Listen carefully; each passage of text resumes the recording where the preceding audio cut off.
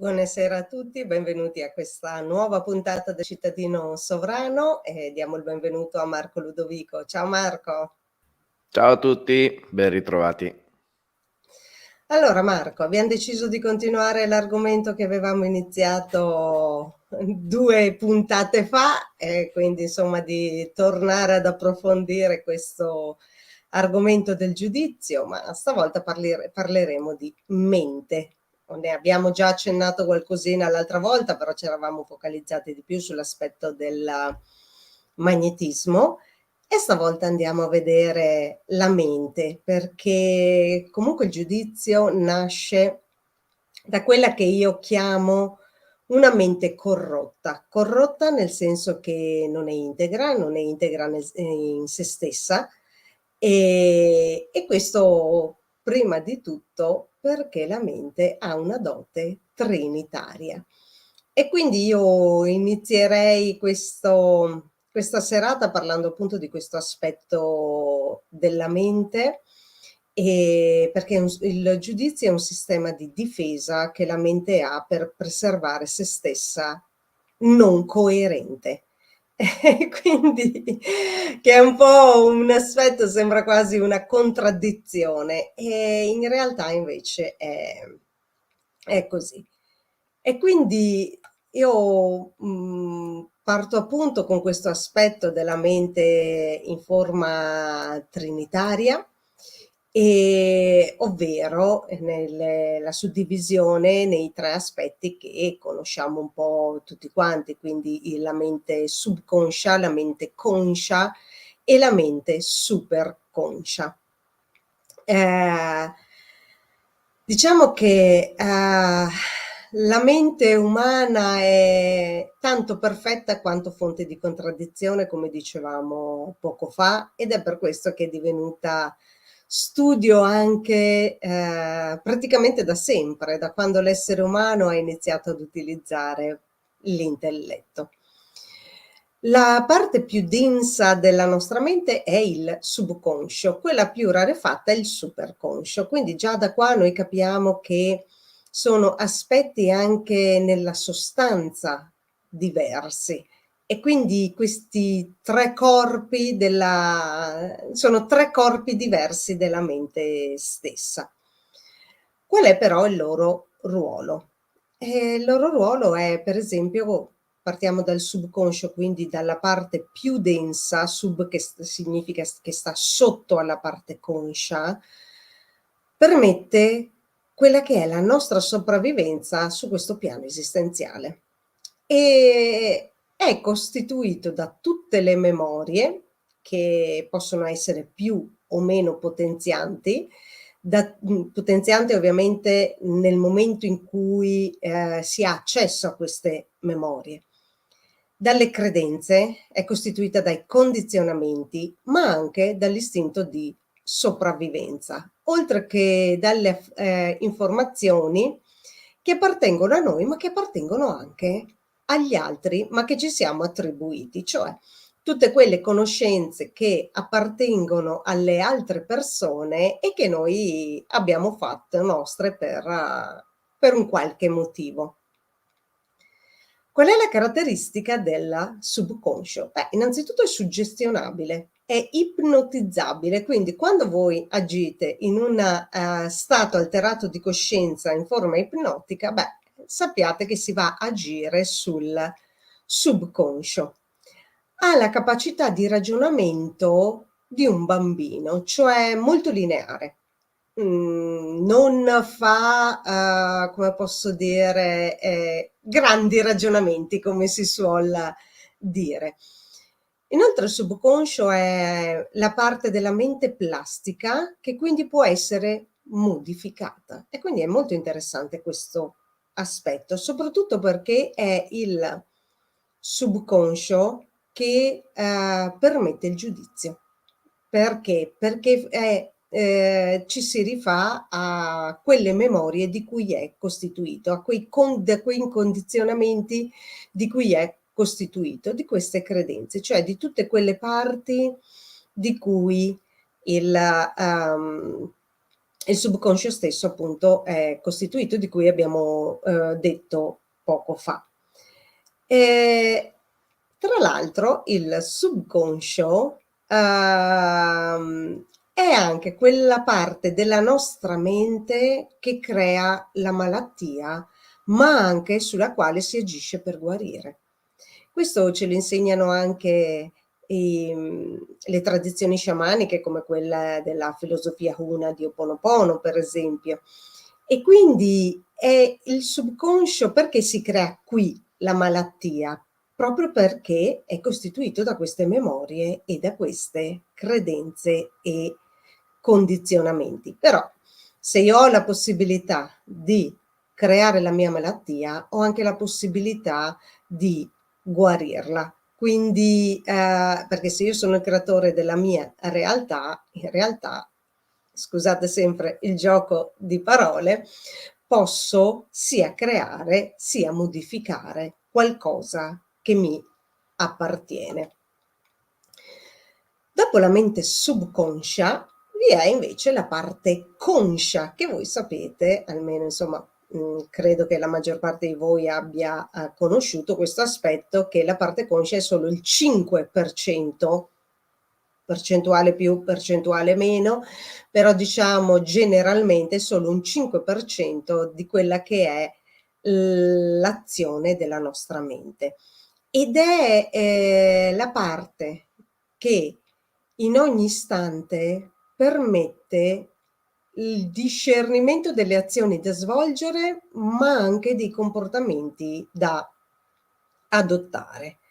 È quella parte che è dotata di libero arbitrio, di cosiddetto ragionamento induttivo. Ha una volontà ipnotica, ma non è ipnotizzabile. Quindi, come abbiamo detto, la parte ipnotizzabile è il subconscio. La caratteristica della mente conscia è quella di essere priva di memoria.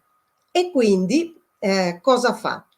Quando ha necessità di fare dei ragionamenti, si rifà le memorie che sono nel subconscio. Ecco dunque, ancora una volta, perché noi agiamo giudicando oppure no, perché dipende da come utilizziamo noi consciamente le memorie che andiamo a recuperare nel nostro subconscio in relazione a quella situazione che magari stiamo valutando. Essendo però priva di memoria, nel momento in cui viene spostata l'attenzione da un oggetto X a un oggetto Y, ovviamente non avendo, può evitare di fare accesso a questi ricordi. Quindi ecco dunque che smettere di giudicare può essere fatto spostando la nostra attenzione e cambiando modo di ragionare in quel momento. Infine, noi abbiamo la parte superconscia, superconscio che è l'elemento che conosce tutto, cioè che tutto è. È quella parte che in alcune tradizioni viene chiamato il mondo dei geni, soprattutto dalle tradizioni islamiche. Voi sapete che infatti nelle favole di stampo islamico c'è il cosiddetto genio della lampada. E quindi il mondo dei geni, ovvero quel mondo a cui noi facciamo riferimento per creare la nostra realtà. Ed è interessante anche perché questo mondo dei geni in altre filosofie viene chiamato spirito guida, quindi insomma poi a seconda del contesto lo cataloghiamo in una maniera piuttosto che in un'altra. E quindi è al superconscio che noi accediamo per realizzare noi stessi, conoscendo però i nostri talenti. E quindi ci guida nel fornirci le risposte alle nostre domande. E solo che noi spesso e volentieri non cogliamo le risposte perché non rimaniamo vigili e quindi non riusciamo a cogliere i suggerimenti che il nostro superconscio ci invia. Se vi ricordate, nel Vangelo si dice appunto vegliate, cioè chiedi ti sarà dato, ma dice anche vegliate perché non sapete né il giorno né l'ora, quindi è fondamentale anche questo aspetto. Io mi fermerei un attimino qua, Marco, e lascerei C'è la una parola domanda. a te. C'è già la domanda subito? Mhm. Allora, a questo punto come si può collocare la memoria a breve e lungo termine tra conscio e subconscio? Beh, dipende dalle memorie a cui si fa accesso, perché le memorie comunque sono sempre parte del subconscio. Quelle a breve termine sono quelle memorie che non sono ancora state stabilizzate, mentre quelle a lungo termine sono memorie invece che sono state stabilizzate. Perché? Perché utilizzate di più, perché fanno parte di più della nostra vita, perché la nostra mente ha anche una caratteristica di eliminare ciò che non serve. Perciò le memorie, quelle più radicate, in realtà sono anche memorie di tipo ancestrale, sono memorie che derivano da un aspetto che riguarda il nostro DNA, quindi di tipo genetico. Infatti ci sono alcune cose che, per esempio, o alcuni atteggiamenti, alcune espressioni che noi senza volere andiamo a far ritornare, a esternare, che magari noi non conosciamo, che magari facevano parte, che ne so, dei nostri nonni, dei nostri bisnonni, e magari noi non li abbiamo mai conosciuti. E uno dice, com'è possibile? Perché fa parte di questa memoria ancestrale. Quindi la memoria a breve termine è quella che riguarda le ultime esperienze. La memoria a lungo termine è una memoria che si è stabilizzata perché ho fatto spesso quel tipo di azione, ho detto spesso quella parola e quel gesto, e quindi rimane di più quella a lungo termine, ma proprio per un motivo molto semplice, perché comunque si è cristallizzata, si è radicalizzata in noi. Marco.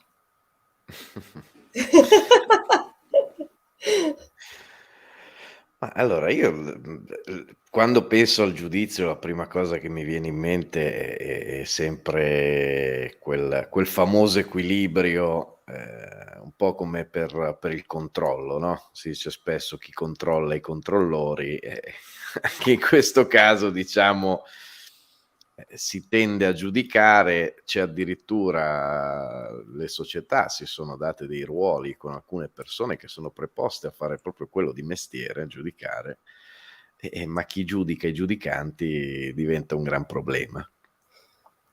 Diciamo che, sempre più spesso si vede in realtà, voler giudicare, un voler dare giudizi che forse riflette molto il guardarsi allo specchio ed è influenzato forse anche dai tempi. Cerco di spiegarmi. Fino a pochi anni fa non si aveva tanta possibilità di comunicare senza guardarsi negli occhi, quindi io ero obbligato a comunicare con quell'altra persona, ma con tutta quell'altra persona, cioè c'era una comunicazione completa, quindi sia verbale, sia non verbale, sia paraverbale, cioè era completa.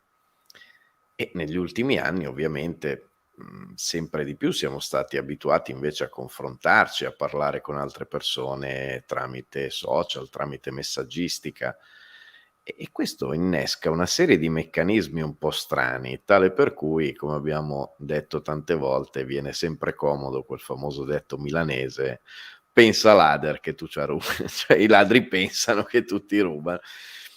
E quindi spesso, a me capita analizzando alcuni commenti, alcuni giudizi, di vedere in realtà delle paure più che, dei giudizi in termini pratici, men che meno in termini di merito, perché quello sarebbe proprio il massimo della vita, diciamo, quando, il poter essere giudicati nel merito. Un giudice quando si va in tribunale in teoria non giudica l'imputato in funzione del fatto che gli stia simpatico, che parli bene, che parli male, che sia vestito bene, che sia vestito male, ma entra nel merito, almeno questo dovrebbe fare.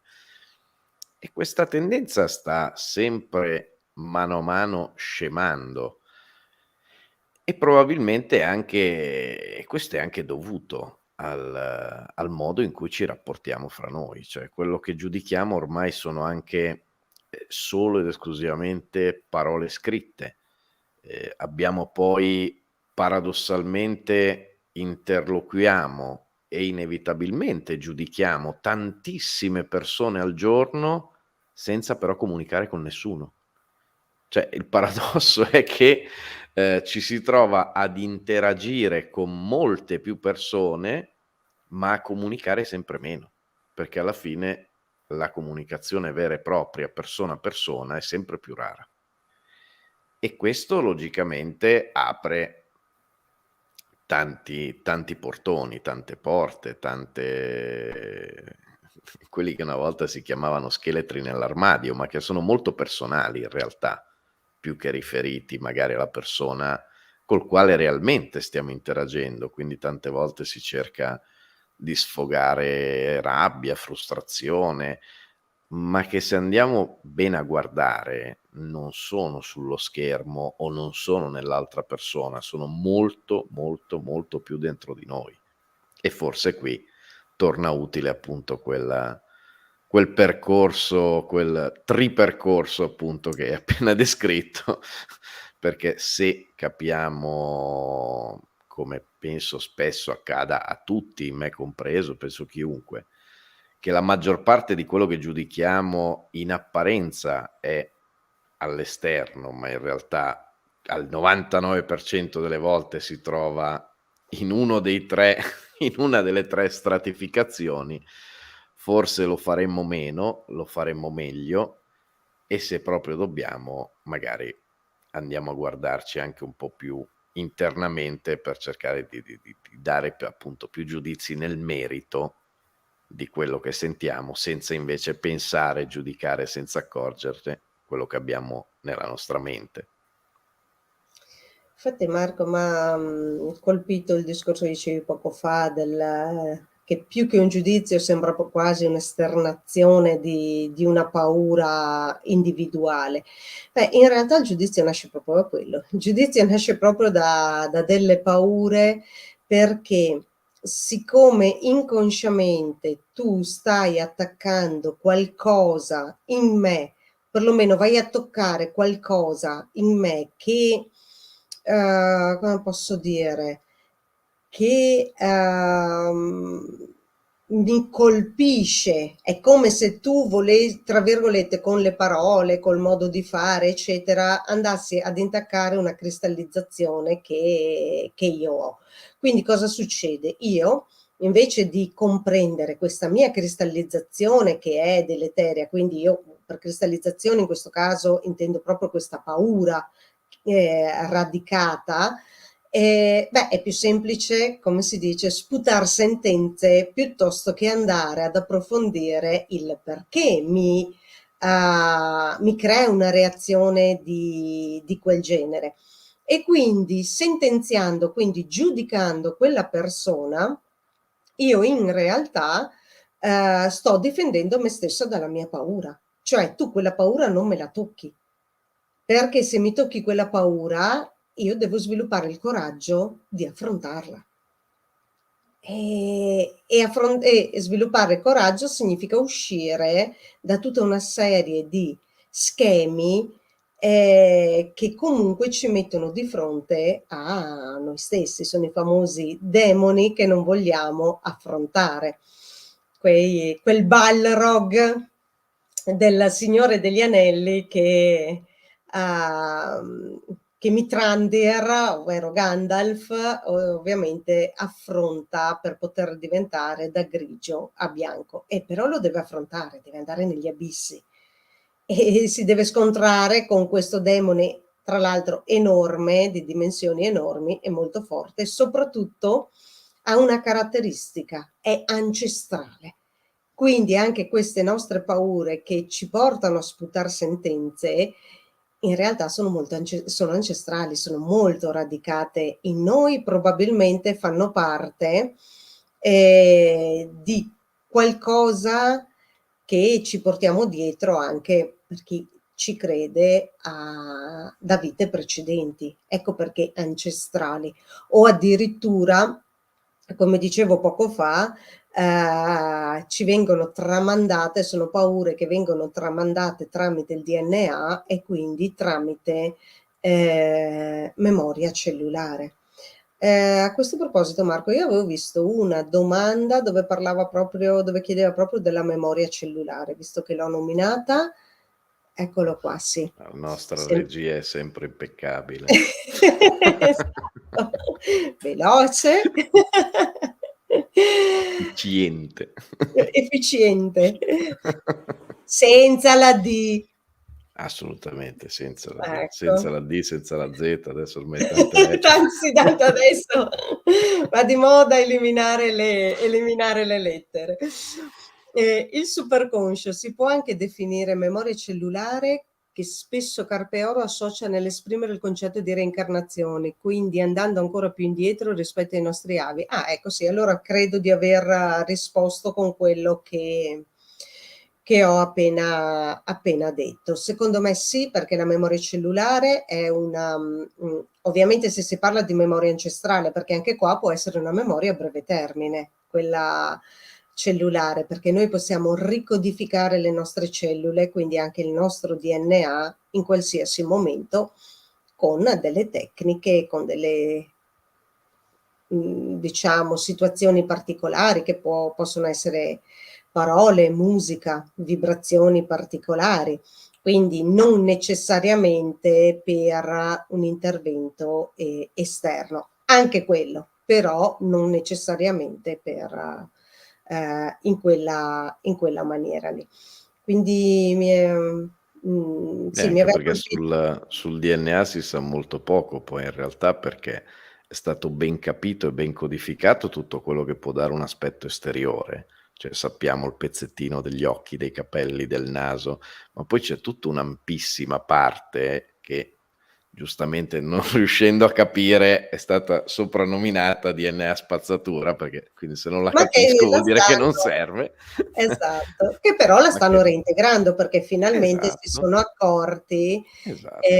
grazie anche a tanti studi che sono stati fatti, nell'ultimo ventennio soprattutto, ma non solo ovviamente, però questo DNA spazzatura per fortuna lo stanno reintegrando, ma per un motivo molto semplice, perché se dovessimo sottostare alla cosiddetta teoria dell'evoluzione darwiniana, beh, perché dobbiamo avere un 95-97% di una cosa che non serve a nulla, cioè il famoso DNA spazzatura che hai appena nominato, tu. Infatti lì c'era anche la fortissima contraddizione, già di epoca darwiniana, sul fatto di dire: beh, se il papà durante la vita perde una gamba, gli viene tagliata una gamba, beh, non è che questo poi si ripercuote sui cioè c'era tutto che poi partiva ancora da più indietro, diciamo, sull'ereditarietà dei caratteri e così via, cioè però sì, è vero che se io mi taglio una gamba, verosimilmente non è che metterò al mondo un figlio con l'arto amputato,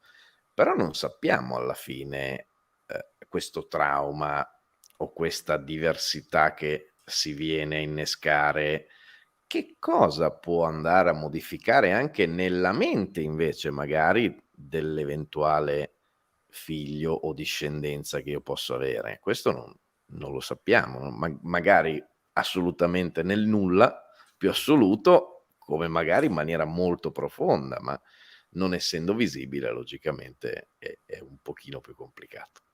In effetti le teorie sciamaniche, le filosofie, non le teorie perché non sono teorie, filosofie sciamaniche raccontano proprio, io insomma più volte nomino Ho'oponopono perché tra l'altro lo pratico ormai da tantissimi anni, quindi lo stesso Ho'oponopono ci dice appunto che noi abbiamo queste memorie ancestrali dei nostri avi e tante volte è inutile star qua a pensare da dove mi si è creato questo problema, perché probabilmente è una memoria di un tuo avo, quindi non l'hai creato tu nella tua vita, non è stato un trauma o una situazione che hai vissuto tu, ma l'ha vissuta magari, che ne so, un tuo avo di 10 generazioni prima, però siccome non si è mai risolta nella memoria diciamo del DNA, andiamo sempre a semplificare ovviamente, nel DNA non si è mai risolta questa memoria e ce l'abbiamo ancora anche noi. Poi in qualcuno rimane silente, in qualcuno invece si manifesta, un po' come i caratteri proprio fisici. Quindi è straordinaria anche questa cosa. Poi sul DNA ovviamente potremmo aprire anche qua, se i nostri amici lo vogliono, possiamo fare una serata dove parliamo del DNA, quindi da questo punto di vista come reintegrazione di quel famoso 95-97% che alcuni l'hanno definito il libretto di istruzioni di quel 3-5% che codifica le proteine. Ecco, quindi se può essere un argomento che affascina i nostri amici, molto, molto volentieri, insomma, ne possiamo anche parlare, anche perché riguarda proprio anche l'esperienza di un vero cittadino sovrano, perché tante volte non arriviamo a diventare un cittadino sovrano proprio a causa di tutte queste memorie che si sono intasate, si sono cristallizzate nel nostro subconscio. Quindi anche questo è un aspetto interessante. Per dare anche un esempio molto pratico e molto concreto, perché poi magari può sembrare una cosa molto astratta, molto complicata.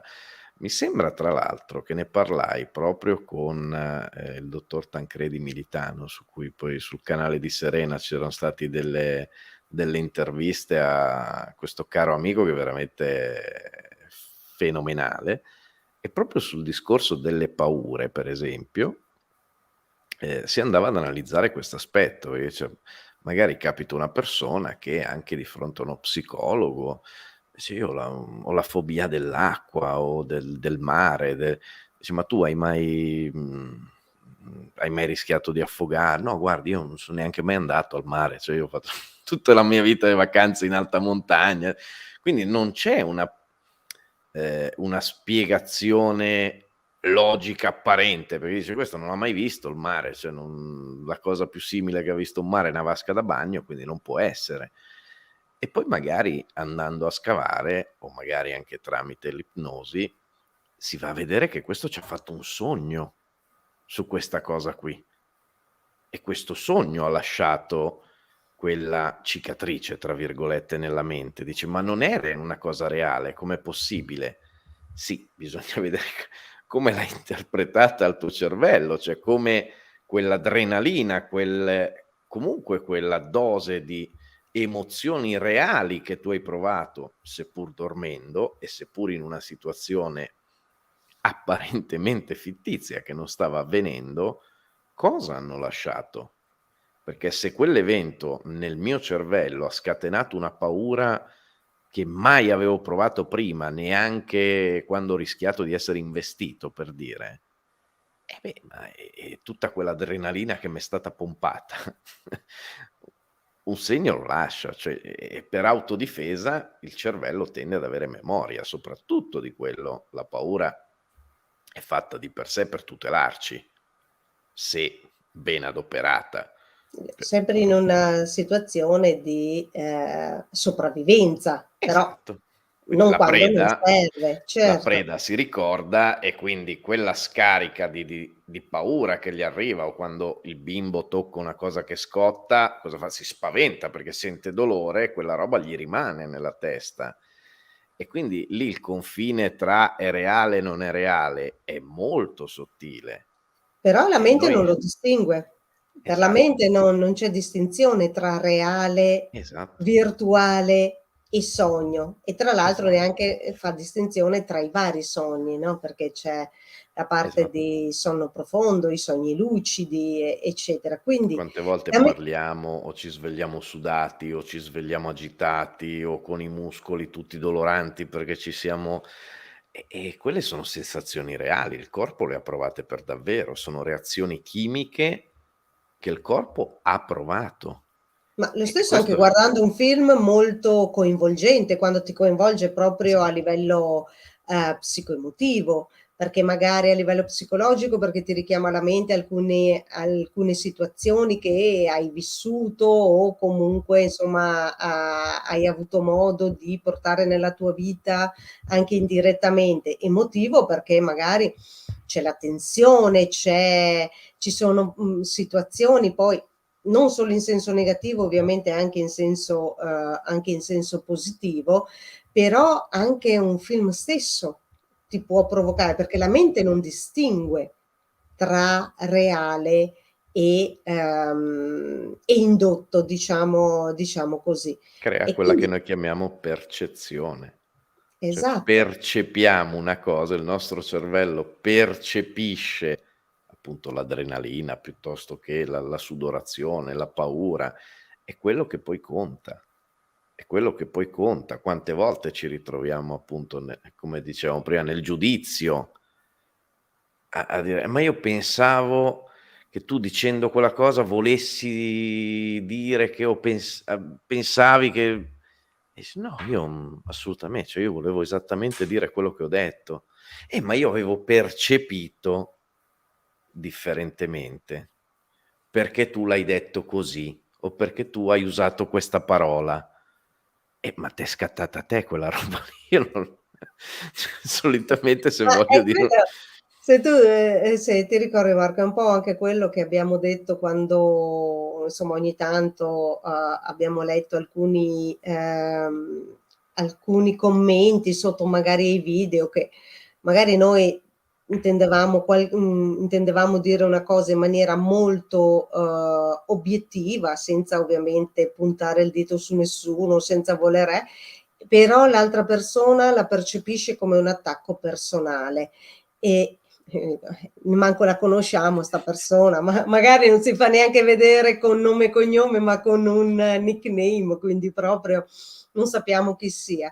Quindi in realtà noi non possiamo aver detto quella cosa per far star male chi ci sta ascoltando. In realtà è che una determinata espressione, un determinato gesto, un tono della voce particolare fa scattare delle memorie nell'altra persona, come dicevi appunto tu, e quindi la parte conscia richiama queste memorie dalla parte subconscia e le percepisce come un attacco. Ecco il discorso della paura di prima. e Cioè, si dice: io "Mi dà sui nervi", cioè mi dà, certo. mi batte sui nervi, mi stimola i nervi. Esatto, esatto. Marco scusa, c'era un'altra domanda sempre, sul Questa DNA, insomma, regia vedo qua, che il mamma DNA è un mia, po' questa regia proprio neanche il tempo neanche il tempo di capire salutiamo, quale. ringraziamo la regia. Ma nelle nostre paure che ci portiamo tramite il DNA dei nostri avi, si può rispecchiare anche il cosiddetto karma di famiglia? Si può superare con la ricodifica delle memorie cellulari? Sì, la risposta è sì. Anzi, spesso e volentieri se quella memoria esce in noi e non magari in altri nostri familiari, significa che siamo designati per cancellare quella memoria e quindi ricodificare noi il DNA. È interessante come se noi andiamo a ricodificare il nostro DNA, le nostre memorie cellulari e quindi anche le nostre memorie a livello di subconscio, noi liberiamo karmicamente anche i nostri avi. E quindi anche questo è un aspetto interessante, cioè quello che non sono riusciti a fare loro, siamo designati a farlo noi. Poi insomma sta a noi decidere se vogliamo lavorare su quell'aspetto oppure no. Però, ripeto, se esce in noi e magari non in mia sorella, cioè esce in me e non in mia sorella, significa che sono designata io per cancellare quella memoria, perché è a me che ritorna alla mente.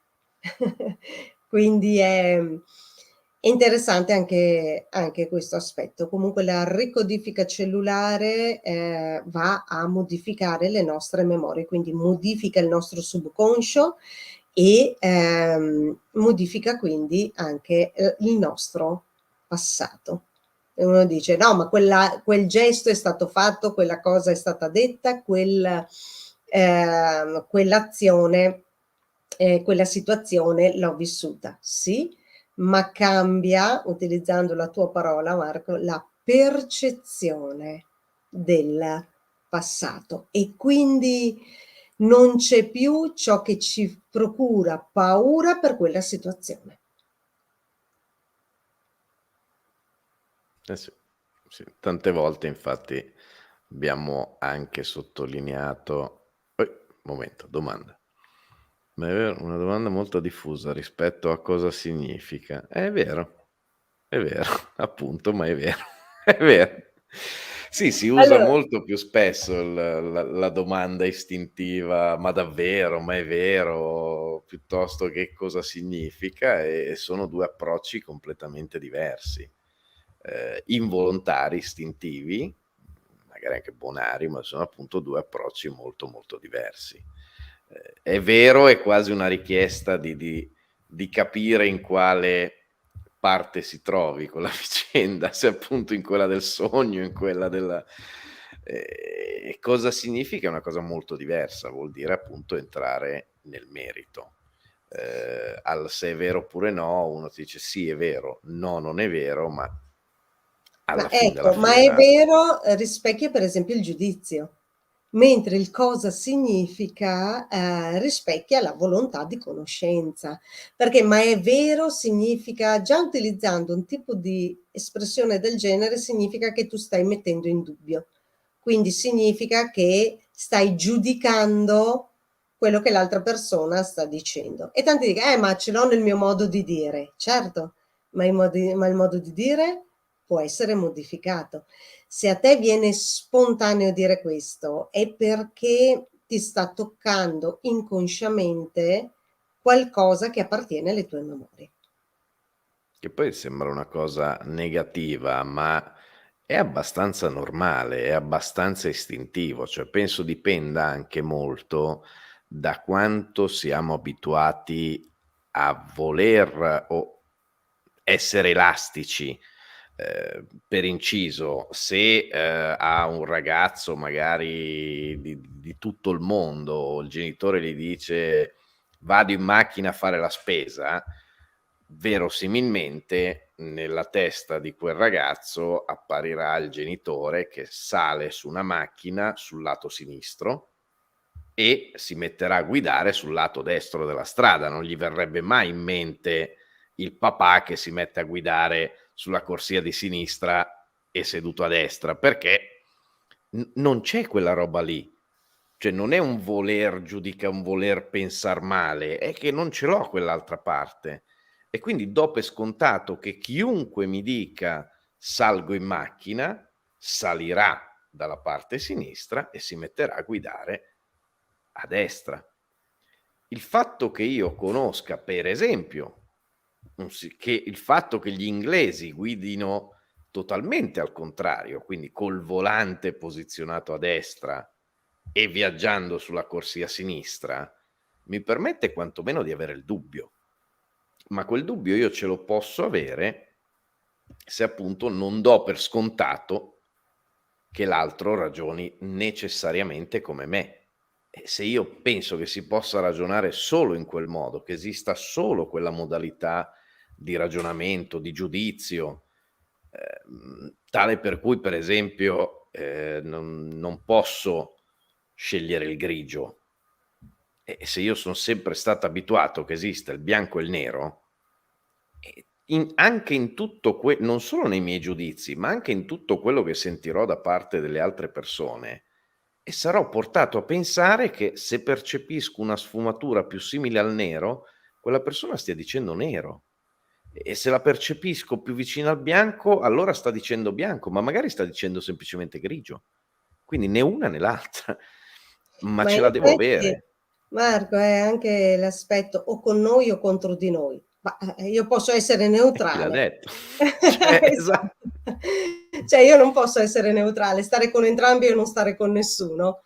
Cioè, esatto. anche Ma quell'aspetto. dipende dal mio modo di pormi tante volte, cioè se io sono abituato anche in maniera genuina, anche in buona fede, se io quando affronto un tema, un problema, sono abituato a pormi in maniera netta e quindi a schierarmi in maniera totale da una parte o dall'altra, anche involontariamente tenderò a proiettare questa cosa sugli altri, perché do per scontato che sia se io mi comporto così, c'è il mio cervello è ovvio che pensi che la metodologia più normale e più giusta di pensiero sia la mia.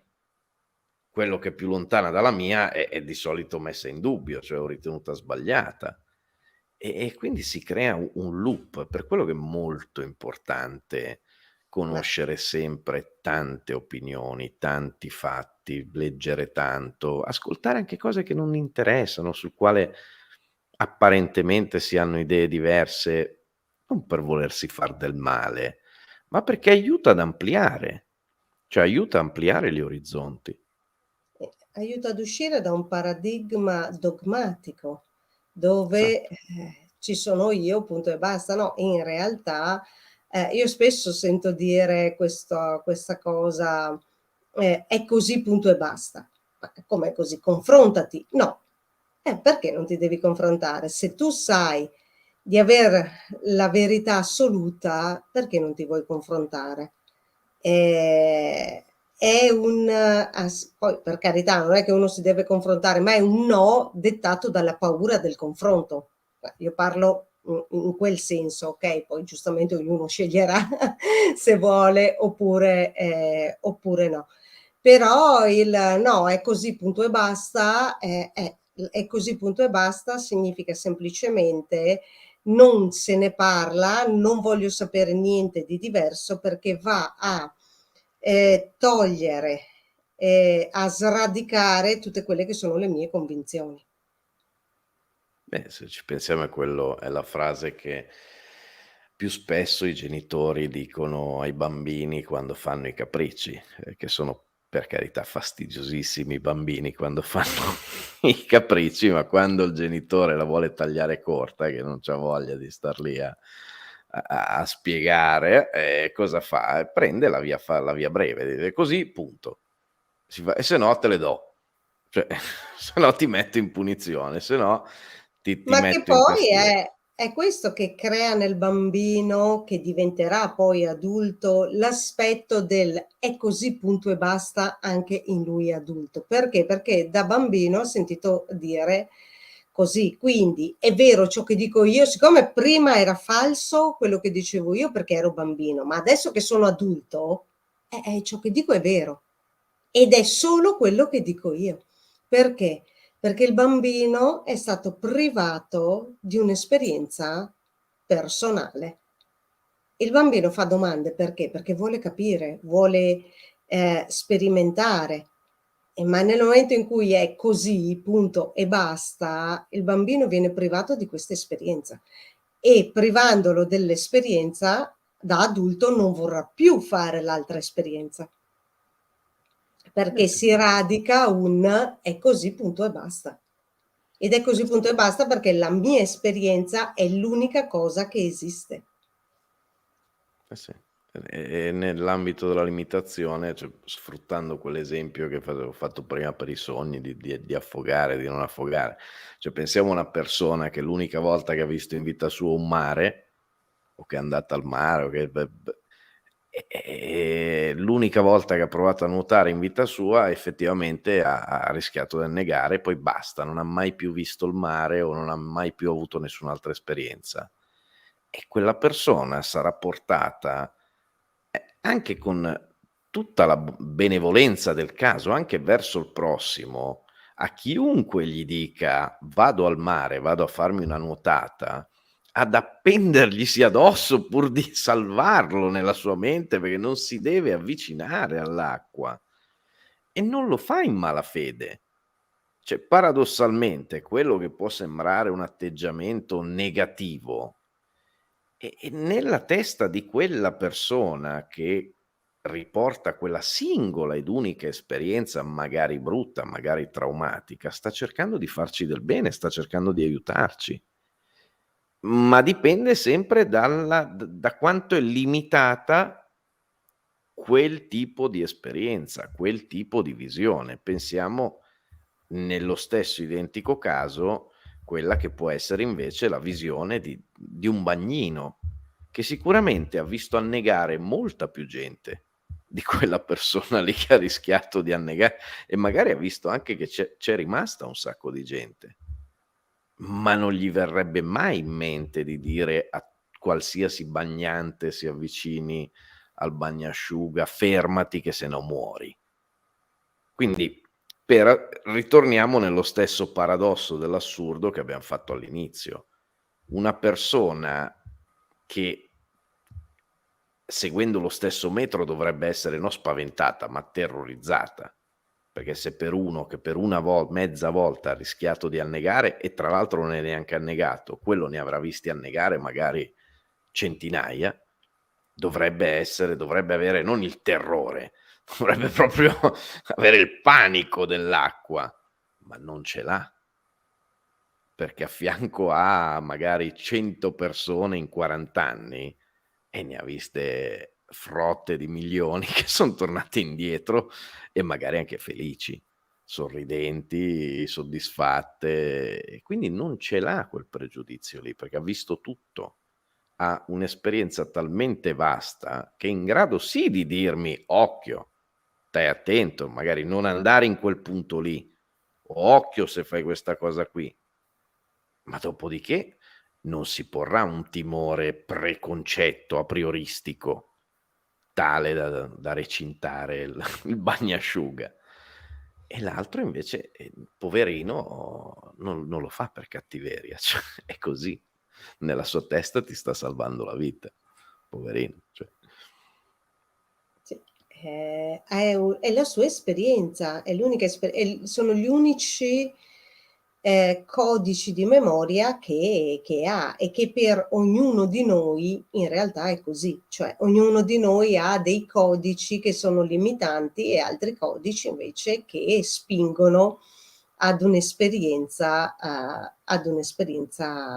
maggiore.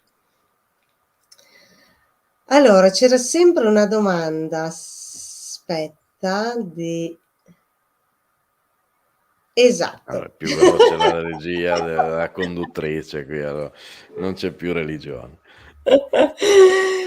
Allora, Serena, mi stai aprendo un mondo. Io ho 2 figli, ovviamente c'è molta probabilità che gli abbia dato una parte del mio subconscio nel momento in cui io elimino il mio karma di famiglia. I miei figli avranno un'altra consapevolezza della vita da codificare? Allora, anche qua si apre un altro un altro mondo. Allora, se io elimino una Ricordiamoci di memoria. chiuderli però dopo, che ne abbiamo aperti tanti durante. Allora, se io elimino una memoria in me, si elimina quella memoria da tutte le persone che, sono, state collegate a quell'evento. Quindi quella memoria si cancella dai miei figli se loro sono stati collegati all'evento. Dopodiché, se quella persona ha anche esperito, cioè era collegata all'evento e ha esperito, può essere cancellata la memoria, ma gli rimane il codice dell'esperienza che ha avuto. Non è che si dimentica di aver avuto quell'esperienza lì. Quindi diciamo che si apre un aspetto un po' più ampio, anche perché i tuoi figli sono viventi.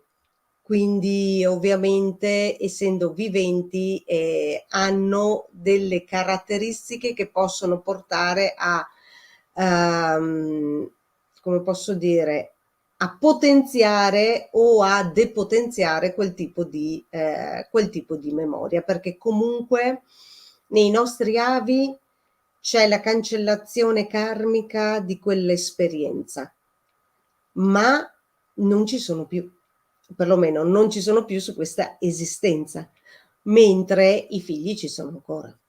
Quindi dipende da loro se vogliono cancellare quella memoria. Secondo me, secondo insomma, quella che è un po' anche la mia esperienza nella pratica appunto di questa filosofia sciamanica, sì, si cancella la memoria anche in loro, però ricordiamoci sono sempre dotati di libero arbitrio, quindi se loro decidono che quella memoria la vogliono continuare a mantenere, beh, probabilmente la manterranno, non permetteranno che sia cancellata dal loro, come posso chiamarlo, baule, come viene, scatola delle memorie. Se la cancellazione invece della memoria avviene tutti quanti insieme, allora viene cancellata ovviamente anche da loro, se loro partecipano magari alla procedura di cancellazione di quella memoria. Un altro modo per modificare le memorie nei nostri discendenti, quindi figli già nati o figli che nasceranno, per esempio anche nipoti poi, è quello dell'esempio. Cioè nel momento in cui cambio io quella memoria, cambio io quel modo di approcciare quello stesso evento, dando l'esempio, allora i miei discendenti possono prendere l'esempio e modificare le loro memorie. Io credo possa essere capitato un po' a tutti, penso su questo, che magari avete visto dei genitori affrontare in maniera diversa determinate cose, quando eravate piccoli magari affrontavano una situazione in una maniera, la loro esperienza ha fatto sì che poi mano a mano che passava il tempo, che quella stessa situazione fosse affrontata in una maniera diversa. Vedendo loro è cambiata la percezione della situazione anche in noi. Almeno a me è successo, so di tante persone a cui è successa questa cosa. Quindi l'esempio è un altro modo per ricodificare le memorie del nostro subconscio. E anche lì possibilmente tendendo alla pluralità. Io una vecchia, non tanto perché c'ha 5 anni, ma una famosa citazione che facevo sul mio bimbo quando era piccolino, dicevo: "Guarda, ha preso il meglio di mamma e papà, perché mangia tutto come la mamma e tanto come papà."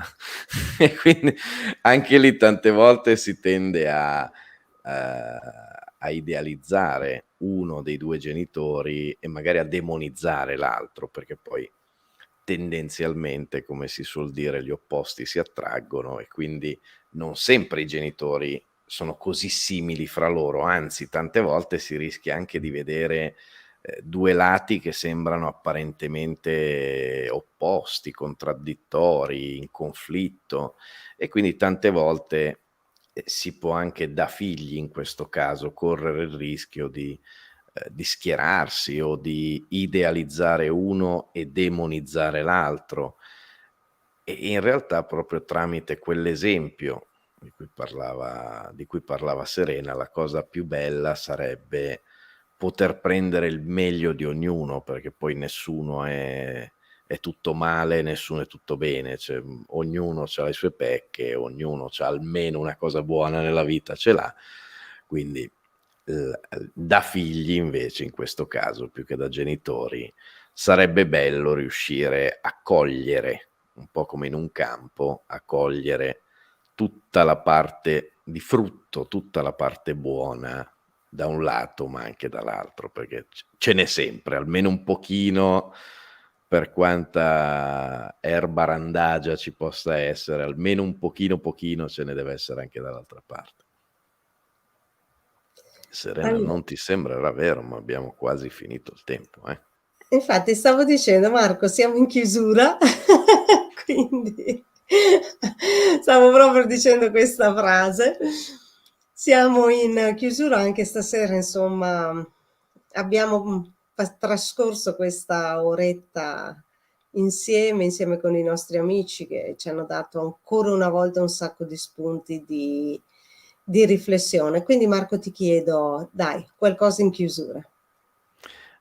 Guarda, io approfitterei per leggere questo bel commento di Massimo, che tra l'altro ci ha fatto compagnia e anche dato degli ottimi spunti durante tutta la puntata. Diceva: bellissimo esempio, io mi sono accorto che 12 anni fa, dove dopo un evento ho cambiato la mia, aspettatemi un attimo perché scaletta, ho cambiato la mia via nel percorso di consapevolezza, mi sono accorto che è cambiato tutto intorno a me, anche verso di loro.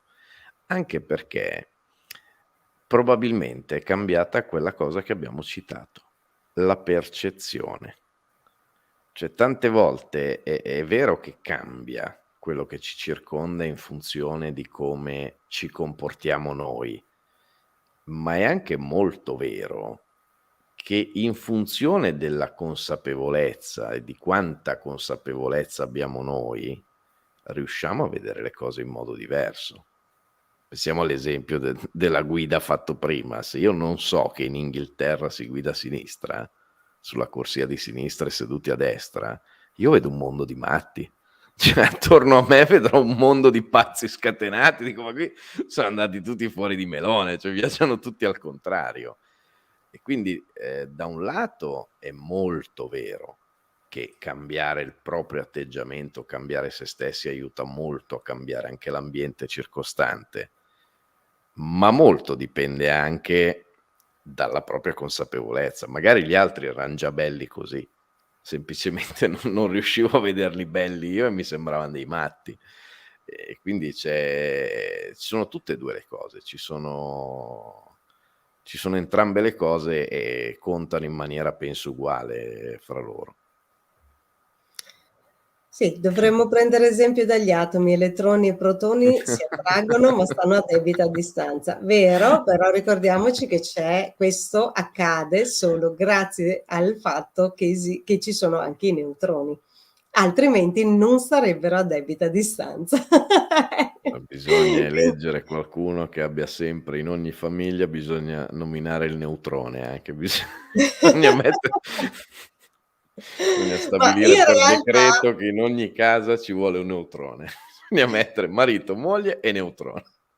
In realtà la mente rappresenta proprio questi 3 elementi dell'atomo, cioè il protone è il subconscio, il neutrone è la parte conscia e l'elettrone è la parte superconscia.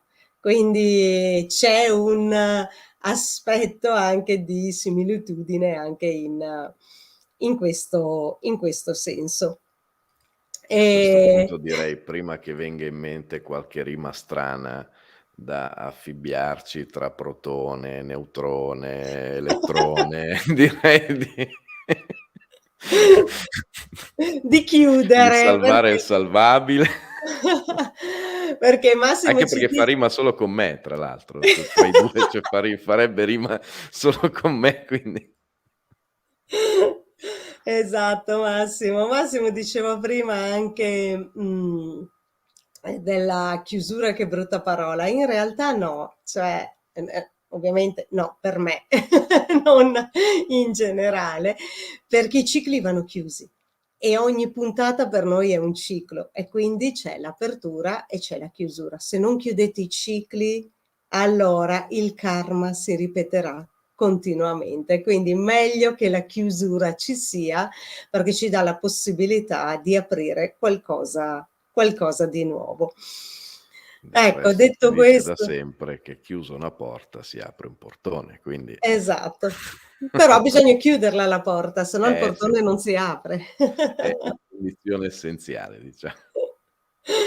Esatto. Allora Marco, beh, direi che ci siamo anche stasera, insomma, abbiamo raggiunto la fine del tempo a disposizione, quindi io come sempre ringrazio tutti quanti per essere stati con noi, ringrazio anche chi ci ascolterà successivamente. Come sempre, se vi è piaciuto il video mettete un like, iscrivetevi al canale e se volete essere sempre aggiornati sul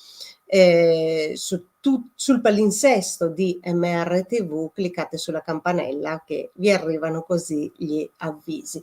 Se non vi arrivano gli avvisi, che a volte può succedere, beh, nella home page del canale YouTube trovate il video del palinsesto. Grazie ovviamente a tutti quanti, grazie di cuore, vi auguro buonanotte a Marco buonanotte, grazie a tutti. e sigla.